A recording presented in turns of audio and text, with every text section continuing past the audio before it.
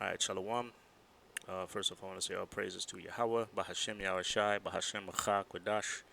Uh, double honors to our apostles and elders of GMS, and to the elect doing the work in sincerity and in truth. Shalom. There's GMS precepts and there's our chud here. And real quick, I want to go into a few words here. Now, my internet just as I'm preparing for this show, it just fucked up. Let me try to do something. Yeah, it just stopped working. But luckily, I got the pages that I need to go into it, right? So this is I'm gonna go into a word. I'm gonna go into the word great. I wish I can't show you, but this is Matthew's 24 and 21, and this is a word great, right? When it says there shall be great tribulation. Matter of fact, since there was, let me use my phone and I'll read it since I can't go to it. Let me just read it to get the full context. I'll read it from my phone. This is Matthew's 24 and 21, as you know, or as you know. So Matthew's 24. This whole chapter is basically the Lord Yahawashi. He's telling the apostles, he's telling the disciples, explaining them of the return or his return. You know, he's telling them, look, this is what's gonna go down uh, before I return and deliver the nation of Israel. You know, once you know all these certain things are gonna go down, certain things are gonna happen before I come, before I'm sent by the Most High, before I'm sent by Yahawah. All certain things are gonna happen, and if you're looking at the news, you know, this is how we know that we're at the end. We're at the end because those things that he spoke about, they're happening. And not only in Matthew's the 24th chapter, in plenty of scriptures, you know, prophetic scriptures written written down by the prophets, it tells you what's going to happen prior to the Lord's return, you know? And this is just another one, and I'm mad as hell. This fucking, it's all good. It's all good. Anyway, so this is so I'll read it. This is Matthew's 24 and 21. Salakia, you can't really see it on the screen, but I'll just read it. So it says, for then shall be great tribulation, such as was not since the beginning of the world to this time, no, nor ever shall be. Okay. Right. So I read that again. So it says, but then shall be great tribulation, such as was not since the beginning of the world, to this time, no, nor ever shall be. So it's speaking about the times, the tribulation that's going to take place. It's going to be great. Okay. It used the word great, and that's the word we're going to go into. As you can see, it's pulled up here. It's megas, and it's the tribulation is going to be so great that there was never or will never be a time in history where the tribulation that's going to take place is going to be to this magnitude, right? So let's go into the word great, right? So it's megas, and the definition is right here. You see we've got a lot here. We've got a long definition, but all these definitions are based on the context, right? Because remember, in the scriptures, you know, it's all translated, right? So they just rendered they put in certain words to try to best describe the context of the scripture. But as you know, when a language is translated, especially multiple times, it loses its power, right? It says that in the Apocrypha. Okay, it says that in Apocrypha as well. It says that the Hebrew, it loses its power, right? And that's like any other language, right? So it basically it tries to place in a word that uh, closely goes with what context it is. So that's why you see certain words are harder than others, but certain words, that's why you see a big definition, because it covers a lot. So as you can see, it says, this is a definition for great. And like I said, it says, for then, this is Matthew 24 and 21, for then shall be great tribulation. All right, and the word for great, it says of the external form or sensible appearance of things, in particular of space and its dimensions, mass and weight, right? Compass and extent, measure and height. So in this, sometimes it can mean something like size-wise, right? Like of size. That's why, when I was going into this, actually we went into this word at camp. But when we were going into this, Megas, it reminded me of the show or the channel the apostles had back in the day. It was called Megas Mulus, right? Megas Mulus, and that was basically, it was, if you translate that, it was great millstone, right? Megas Mulus, right? Also, it's means of a number in quantity. Also, it could translate to the age. Like if you have an older brother, it would be the megas. You would use, instead of older or elder, you would say megas. You see, it says used of intensity, with great effort, emotions, natural events, powerful, effective, sensitive, violent, mighty, strong, predicted rank, and so on and so forth. Right? Persons eminent for ability or virtue. Then you get this, right? Things esteemed highly for their importance, of great moment, of great weight, importance, right? So if you go into that word, it sort of, you could place that word. So that's what that sort of means, or it sort of means, right? Splendid, prepared on a grand scale. Okay, great things. Okay, so let's look at now, if you scroll down here, based on the context, it gives you what scriptures it are, right? So the scriptures where the word megas is, and it means mass and weight, it gives you the scriptures, right? Matthew's 27 and 60. Like I said, unfortunately, man, I can't pull it up because my internet is just Satan fucking up my internet, whatever. But these are the scriptures where it refers to weight, right? And large, spacious, these are the scriptures for that. Measure and height, these are that. As respects stature and age, these are scriptures, right? So let's try to find Matthew's 24, right? I just found it.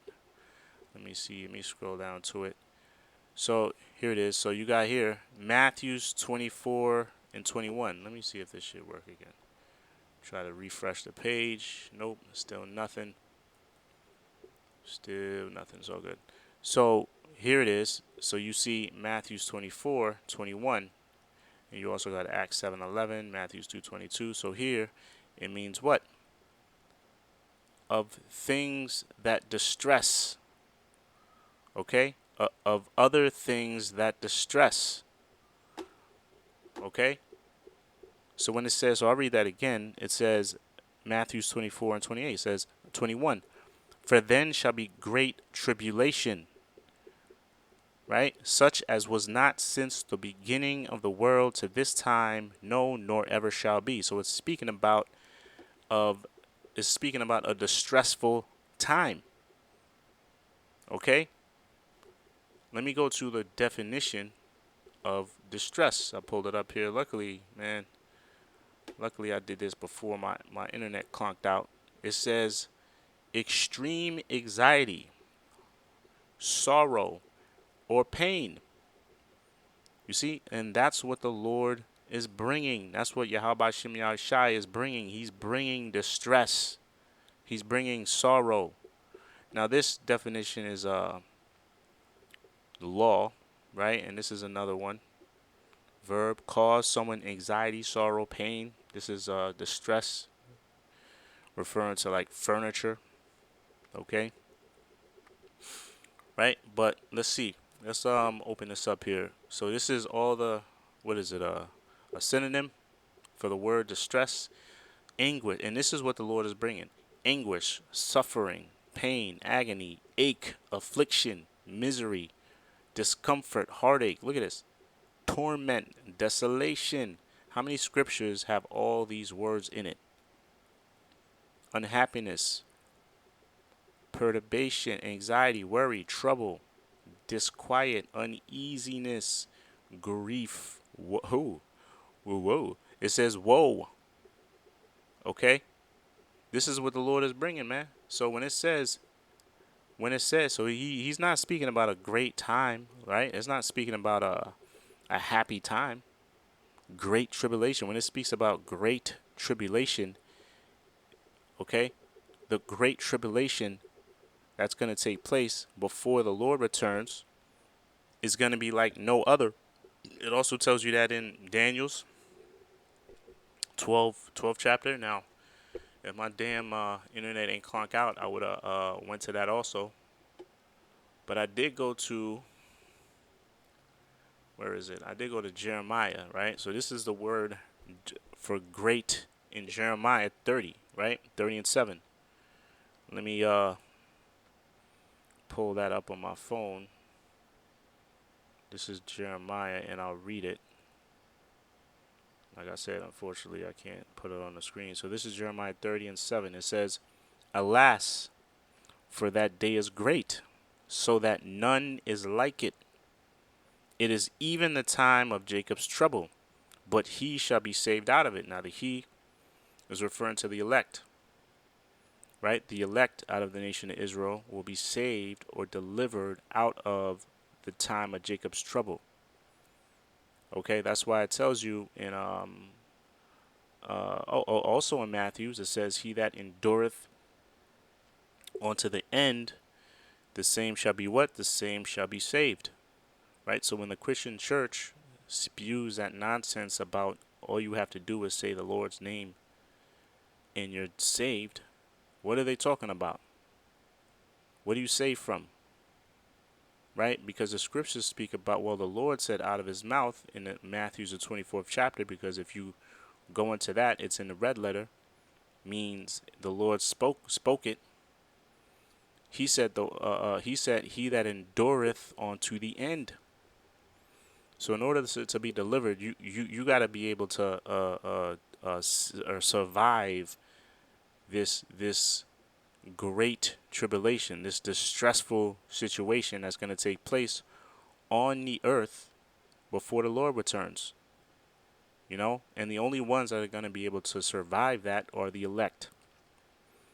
Something else the Christian church does not talk about. They don't talk about that there's an election. They don't talk about that not everybody is going to make it, because speaking truth is not profitable, man. They're trying to bring in as many people as possible for money. You know, that's their number one goal.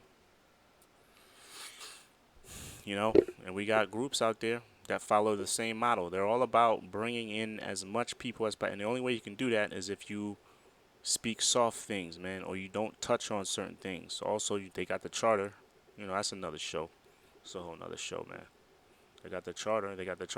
Which will allow them, or doesn't allow them, to speak about certain things. Right. So this is this is Jeremiah 37, right? And this is the word here is gadol, gadol, gad, ga, ga, the wall, or gadol, right? And let's see what that says, right? So it says, you can see it here, right? It says great, large in magnitude and number and intensity, right? Let's see what it says. It says, "Alas, for that day is great." I'm sorry, let me go back to where I was reading. Jeremiah. Shit, fucking phone. Slovakia, let me pull this up. The phone started ringing. Right, it says, "Alas, for that day is great." so that none is like it. It is even the time of Jacob's trouble. Right, so let's scroll down here and see. Let's see if we can find Jeremiah 30 and 7.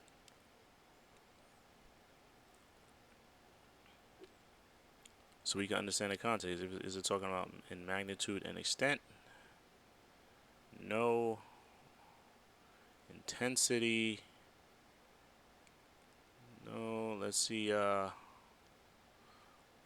where Jeremiah is. Here it is.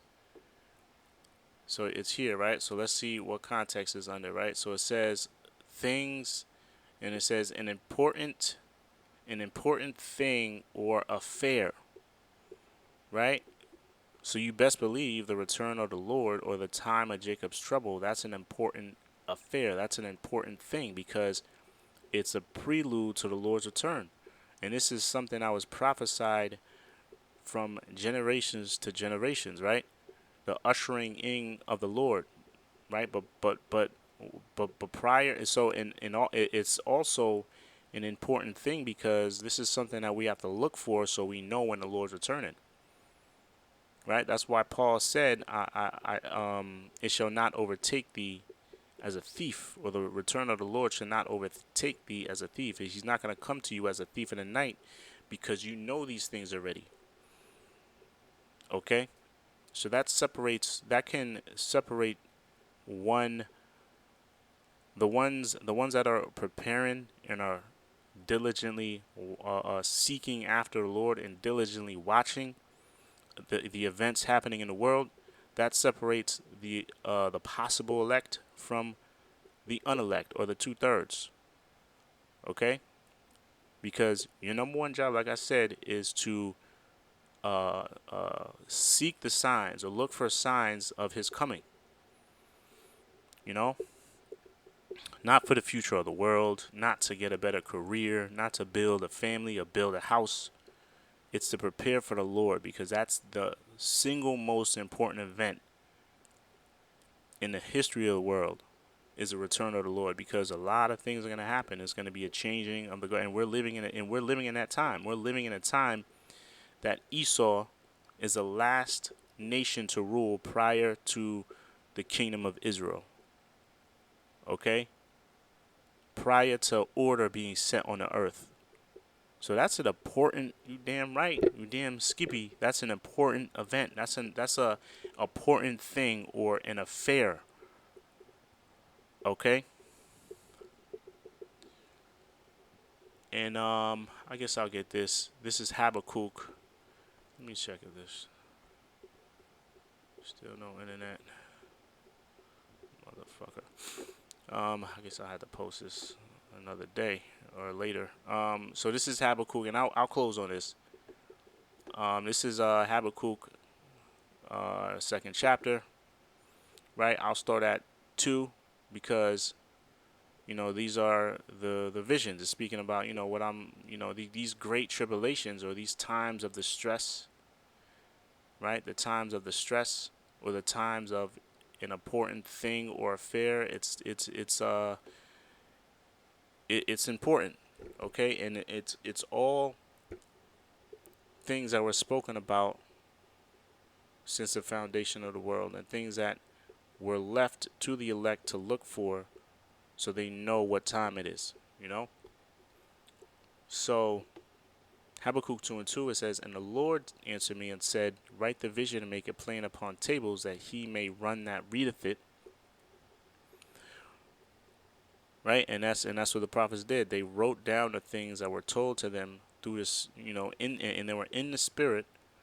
They wrote down the things that were told to them by the Most High, by the angels, okay, or by the Holy Spirit. They wrote down these things, and they wrote them down for us in the future, in the latter days.